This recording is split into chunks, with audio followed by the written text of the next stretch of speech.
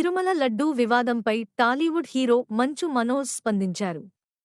లడ్డూలలో కలిపే నెయ్యిలో జంతువుల కొవ్వుని కలపడం ఒక లోపం కాదని, ఇది విశ్వాస ఉల్లంఘన అని అన్నారు.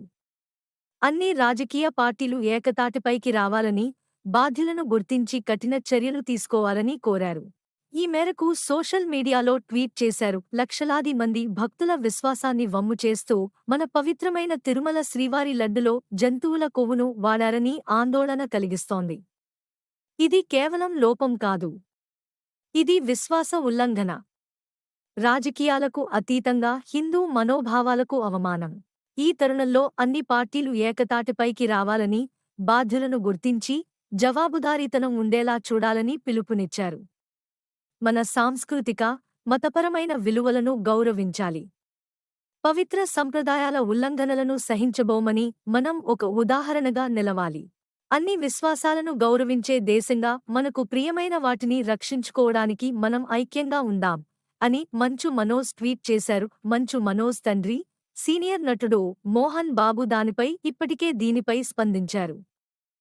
ప్రపంచవ్యాప్తంగా ప్రతి హిందూ పూజించే కలియుగ దైవం శ్రీ వెంకటేశ్వర స్వామి.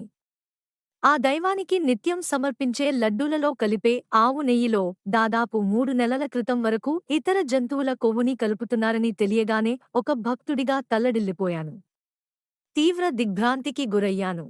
నిత్యం మా మోహన్ బాబు విశ్వవిద్యాలయం నుంచి కనిపించే తిరుమల క్షేత్రాన్ని చూసి నాతో పాటు వేలాది మంది ఉపాధ్యాయులు, విద్యార్థులు నిత్యం భక్తిపూర్వకంగా నమస్కరించుకుంటూ ఉంటాం. ఆ స్వామి దగ్గర ఇలా జరగడం ఘోరం, పాపం, ఘోరాతి ఘోరం, నికృష్టం, అతినీచం, హేయం, అరాచకం. ఇదేగాని నిజమైతే నేరస్తులను శిక్షించాలని నా ఆత్మీయుడు, మిత్రుడు ఆంధ్రప్రదేశ్ ముఖ్యమంత్రి నారా చంద్రబాబు నాయుడుని హృదయపూర్వకంగా కోరుకుంటున్నా. ఈ కలియుగ దైవం వెంకటేశ్వర స్వామి ఆశీస్సులు నా మిత్రుడు అందుకుని నూరేళ్లు చల్లగా ఉండాలని కోరుకుంటున్నా అని అన్నారు.